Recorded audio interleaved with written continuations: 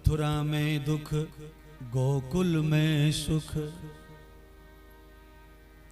अचानक परिवर्तन आ गया। 2 दिन पहले मथुरा में आनंद मचा हुआ था और गोकुल में लोग दुखी थे कि भाई यशोदा को बालक नहीं हो रहा, यशोदा को बालक नहीं हो रहा। 2 दिन में ऐसी लीला बदली कि मथुरा में चारों तरफ शोक छा गया और गोकुल में परमानंद आ गया। बोलिए सच्चिदानंद भगवान की जय। केवल परमानंद आ गया उतना ही नहीं, जब किसी भी महापुरुष का आगमन होता है, रात को मैंने कहा ना, कोई महापुरुष, सच्चे महापुरुष जिन्होंने सचमुच में पूरी तरह से त्याग करके अपने संसार को ईमानदारी का मार्ग चुना है, ऐसा कोई महापुरुष जब जिस क्षेत्र में आता है उस क्षेत्र में और भी देवताओं का, और भी महापुरुषों का, और भी बलवान पुरुषों का आगमन प्रारंभ हो जाता है।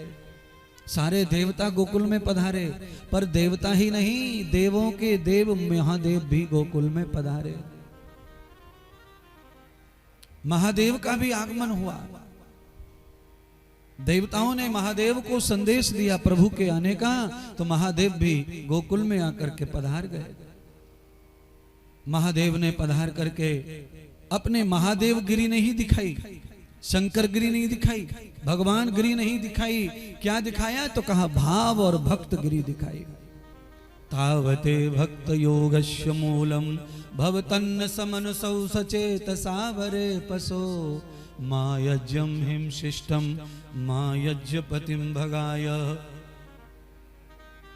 इतना ऐश्वर्य भगवान शिव के पास है, एक संदेश, एक सूचना भेज देते कि स्वयं शंकर आ रहे हैं गोकुल में, तो मुझे गारंटी है पूरे गोकुल के नर नारी रास्ता साफ करके खड़े हो जाते स्वागत में। पर महादेव दुनिया को ये शिक्षा दे रहे हैं, अगर धरती लोक पर भगवान का दर्शन करने का भाव पैदा हुआ है तो दुनिया में सबसे छोटे बन करके ही भगवान के सामने जाओ, जिससे भगवान प्रसन्नता से तुम्हें अपना मानकर मिले।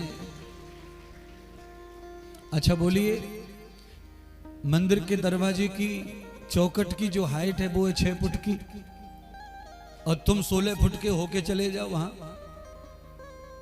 तुम बड़े बन के चले जाओ तो बड़ा मुश्किल होगा तुम्हें मिलना। इसीलिए साधु के दरवाजे पर, कथा के द्वार पर और भगवान के द्वार पर, राजा के द्वार पर जितना छोटा बन के जो व्यक्ति जाएगा उतना ही मोटा बन के वापस लौटेगा। आप राजा के यहां राजा बन के जाइए, कुछ नहीं मिलेगा। राजा के यहां पर आद्र बन के जाओ, दीन बन के जाओ। सुदामा कैसे गए थे कृष्ण के यहां? दीन बनकर। कृष्ण ने क्या किया? सुदामा का द्वार का दान कर दी। राजा को अगर पता चल गया कि इस पे 10 बीघा खेत है तो पीला कार्ड वापिस ले लेगा सीधा। जितने भी तुमको गेहूं, चावल, शक्कर, चीनी जो मुफ्त में खा रहे हो सब बंद हो जाएगा तुम्हारा। राजा से फायदा उठाना है तो दीन बन के उठा सकते हो, और भगवान से, किसी महात्मा से और कथा से फायदा उठाना है तो यहाँ भाव से गरीब होकर के जाइए और अमीर बनकर आइए, ज्ञान का आशीर्वाद का प्रसाद लेकर। आप यहाँ महाज्ञानी बन के आएंगे मानो कथा में, तो यहाँ से आपको सिवाय लड़ाई के कुछ नहीं मिलेगा। आपके दिमाग में जो ज्ञान का कीड़ा कुदक रहा है वो मेरी बात को सुनेगा और मेरी बातों से वो अंदर ही अंदर लड़ाई करेगा। अरे ये कथा इंद्रदेव ऐसे सुना रहे हैं, ये कथा तो ऐसे, यह सिद्धांत तो ऐसे, महात्मा तो ऐसे बता रहा है। तो ये जो ज्ञान का जो कीड़ा है वो सत्संग को ठीक से सुनने नहीं देता है। इसीलिए गोस्वामी कहते हैं, श्रोता वक्ता ज्ञान निधि कथा राम कही गूढ़। या तो श्रोता और वक्ता दोनों निधि होने चाहिए ज्ञान के। जब श्रोता को भी सच्चा ज्ञान होता है तो फिर वो छोटे से छोटे वक्ता को भी ध्यान पूर्वक सुनता है, और जिसका ध्यान सुनने में होता है उसका ध्यान फिर संवाद में नहीं रहता। और जिसका ध्यान संवाद में रहता है उसका ध्यान श्रवण में नहीं रहता। जिनका ध्यान सुनने में है वो संवाद नहीं करेंगे, और जो संवादी लोग हैं वो श्रवण नहीं करेंगे, और जो श्रवण करेगा नहीं तो वो नवदा भक्ति में से एक भक्ति श्रवण भक्ति है, उस भक्ति का पात्र भी वो नहीं बनेगा। क्योंकि संवाद विवाद का तो कारण बनता है, पर संवाद से कभी भी समाधान आज तक हुआ नहीं है दुनिया में, केवल विवाद बढ़े हैं। आप कहीं भी संवाद को बैठ जाइए, विवाद हो जाएगा पर समाधान नहीं होगा।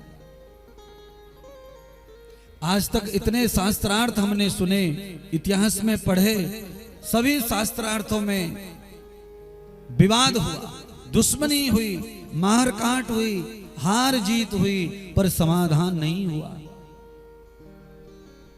शास्त्र अर्थ तब ही सिद्ध हो सकता है जब दोनों ज्ञान की निधि हो, दोनों ही सरल सज्जन ज्ञान की मूल तत्व को जान गए हों। जैसे मानो पेड़ फल से जब भर जाता है तो वो शाखाओं सहित नीचे की ओर झुकता है।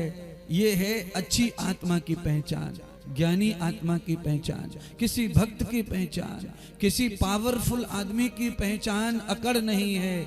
उसकी पहचान तो वही है सरलता, झुक जाना, प्रेम, अनुराग, मासूमियत अगर उसमें है तो वो पावरफुल है, अंदर से भरा हुआ है तत्व से। आप किसी भी पेड़ पौधे को ले लो, बांस में से गीलापन खत्म हो जाए तो बांस में दरार आ जाती है, बांस फटने लगता है, फिर उसे मोड़ने की कोशिश करो, मुड़ेगा नहीं, टूट जाएगा और फट जाएगा, क्योंकि उसके अंदर जो वास्तविकता था, मुलायमपन था, वो सूख गया। मनुष्य का भी वही हर्ष है, हाल है।